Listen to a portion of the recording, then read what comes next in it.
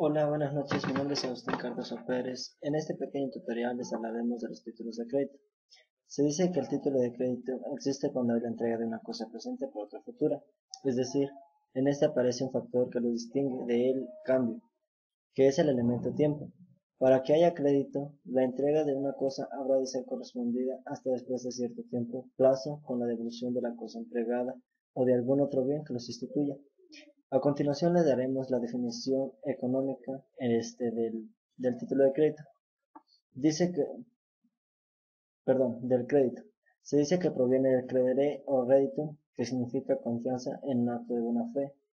Quiere decir que puedo darle crédito a una persona cuando le tengo confianza, es decir, que es de buena fe la persona. En el, en el concepto jurídico del crédito es un negocio jurídico en virtud del cual una persona que se le designa acreditante traslada un valor económico y actual a otro sujeto llamado acreditado, y de este último tiene la obligación de devolver su valor o equivalente en el tiempo pactado, más las comisiones o intereses convenidos. Es decir, cuando una persona le da crédito, un ejemplo, cuando una tienda le da crédito a un cliente, el acreditado está obligado a devolver el valor con los intereses convenidos y en el tiempo que se le ha pactado. La clasificación de los títulos de crédito. Se clasifican en actos de comercio, que dispone de que la emisión, expedición, endoso, aval o aceptación del título de crédito y las demás operaciones que en ellos se consignen son actos de comercio. Las cosas de comercio. La Ley General de Títulos y Operaciones de Crédito establece que son cosas mercantiles los títulos de crédito, al decir que son cosas mercantiles los títulos de crédito. Los documentos. Son documentos privados, nadie nos puede leer, nadie nos puede mirar tampoco. Están constituidos de un derecho literal, necesario para su ejercicio y destinados a la circulación. Las características de los títulos de crédito. La incorporación, la autonomía, la legitimación pasiva, legitimación activa, la abstracción y la literalidad. La literalidad es todo aquello que contiene el crédito, el documento, siempre y cuando éste tenga su legitimación. La autonomía. Consiste en que cada titular del documento es un derecho autónomo e independiente del derecho que podría obtener el anterior tenedor. La incorporación. La incorporación, la incorporación es el tener el documento, lo que se va para exigir su cumplimiento. Es decir, si estoy incorporado y contengo el documento, lo puedo exigir al cumplimiento. La legitimación. Esta consiste en la pasiva y activa, que la activa es quien posee legítimamente la facultad de exigir del obligado del título. La pasiva es el aspecto consistente en que el deudor obligado en el título de crédito cumple con su obligación y por lo tanto se libera de ella pagando. Es decir, que si yo le presto a un amigo, él va a hacer legitimación pasiva y este se va a liberar cuando me pague. La abstracción se refiere a que existe el documento para que haga dichas obligaciones. A continuación les hablaremos de la letra de cambio. La letra de cambio es uno de los títulos de crédito llamados triangulares. Para su perfección es indispensable que participen tres sujetos, que uno es el beneficiario, el girador, el girado. Un sujeto llamado girado ordena a otro girador mediante una carta hacer un pago a un tercer sujeto, que va a ser el beneficiario. El que recibe la carta, es decir, a la orden del pago, el girado, tiene el derecho de aceptar la orden o negarla, pero se presume siempre que tiene la obligación, desde luego comercial y no legal, de aceptarla, porque por algún motivo el girador se la envió. Y finalmente, un tercer sujeto, el beneficiario, que recibió un beneficio patrimonial del girado, contra el cual tomó, o sea, recibió la carta, que le implica su operación porque contiene una orden de pago a su favor que debe realizar el destinatario, el girado. Los requisitos para la letra de cambio. Es la mención de ser letra de cambio, la expresión del lugar en el que se suscribe, la expresión del día, mes, año en que se suscribe, la orden incondicional al girado de pagar su suma determinada de dinero, el nombre del girado, el lugar de pago, la época de pago, vencimiento a la vista, vencimiento a cierto tiempo vista y a cierto tiempo fecha, el vencimiento al día fijo, el nombre de la persona, el nombre de la persona a quien ha de hacerse el pago, la firma del girador. La valuta. Se podría decir que son los esqueletos que se usan ordinariamente para hacer esto, que hacen las siguientes menciones: valor recibido que cargará en cuenta según aviso, o bien las siguientes expresiones: valor a cuenta, valor entendido u otra equivalente. La letra documentada. Las cláusulas: documentos contra aceptación, documentos contra pago o la equivalentes. Esta indica que la letra va acompañada de ciertos documentos, su voluntad de obligarse cambiariamente a hacer el pago de la letra. La aceptación consiste en el pago por el cual el girado o en su defecto la otra persona indica en la letra la orden incondicional de pagar determinada suma de dinero al vencimiento. La presentación de la aceptación del pago de la letra de cambio, lugar de aceptación de la letra de cambio, negativa de aceptar la letra de cambio. Si el girado aceptara condicionalmente, se tendrá por negada la aceptación y deberá levantarse el proteste correspondiente. El aval. Mediante el aval se garantiza en todo o en parte el pago de la letra de cambio. Es pues una garantía del pago del importe de la letra de cambio. El endosa. La forma de circulación propia de los títulos de crédito, nominativos, y a la orden se realiza a través del endoso y la entrega de material del documento. Clases de endoso: endoso en propiedad, endoso en procuración, endoso en garantía. Acciones cambiarias. Se conoce el nombre de acciones cambiarias a las ejecutivas derivadas de la letra de cambio. Procede del ejercicio de la acción cambiaria en los pasos siguientes: por falta de aceptación o aceptación parcial, por falta de pago o pago parcial, cuando el girado o el aceptante fueran declarados en estado de quiebra o de concurso, es decir, que no tuviesen dinero para liquidar. Tipos de acciones cambiarias. La acción cambiaria puede ser directa o de regreso. La acción cambiaria es directa cuando se ejercita en contra del aceptante o de sus avalistas, del importe de la letra, de los intereses moratorios, de los gastos de protestos y de los demás gastos legítimos. La acción cambiaria es de regreso cuando se ejercita contra cualquier otro obligado, girador, endosantes o avalistas en ambos. Por su parte, el vía de regreso, el pago de la letra mediante el ejercicio de la acción, cambiaría a tener derecho a exigir el reembolso de lo que lo hubiera pagado, intereses monitorios, artículo legal, los gastos de cobranza y los demás gastos legítimos. El pagaré. El pagaré en el Código de Comercio lo define como un documento que contiene el contrato de cambio y que contiene la obligación precedente de un contrato mercantil.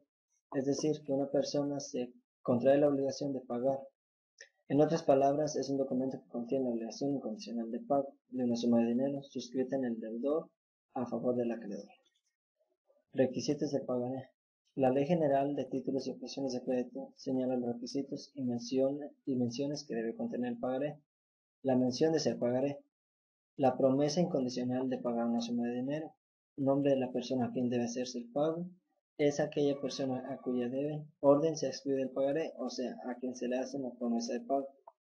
También se le conoce como tomador o tenedor del documento y a quien hace hacerse el pago o su vencimiento. Diferencias entre la letra de cambio y el pagaré. La primera diferencia entre el título, que es la letra de cambio, se dice que en la letra de cambio constan de tres personas, que es el girador, el girado y el beneficiario. Que el girado anteriormente lo habíamos mencionado, que es el que mediante una carta indica al girador que haga una letra de cambio para una tercera persona. Y en el pagaré solamente se reduce a dos, que es el suscriptor y el beneficiario, o deudor y acreedor. En lo que respecta al contenido básico de los títulos, se indica que en la letra de cambio se da una orden de pago que implica una acción de regreso para el girador de darle la letra, y en el pagaré solamente es una promesa de pago que indica una obligación directa para el suscriptor del título. En el pagaré se puede estipular intereses, en tanto la letra de cambio no se puede estipular. En la letra de cambio solamente se estipula lo hablado y en el pagaré lo podemos anexar intereses, qué por ciento queremos ganar. Por último, tenemos los cheques. El concepto: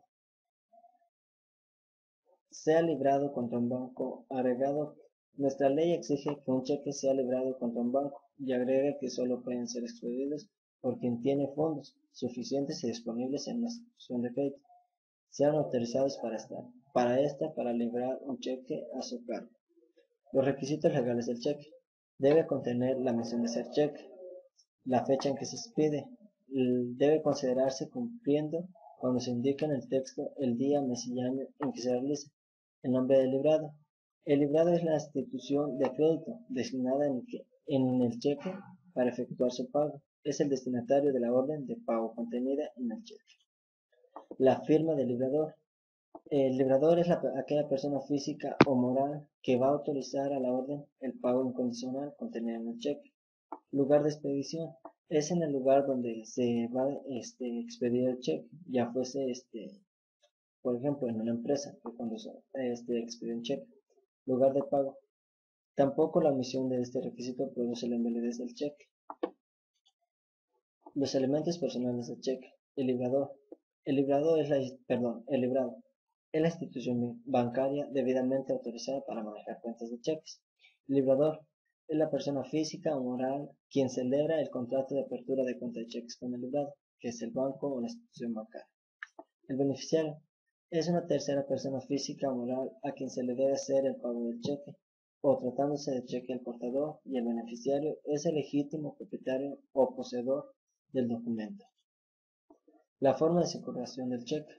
El cheque puede, según su forma, circular en cheque no negociable, cheque a la orden y cheque al portador.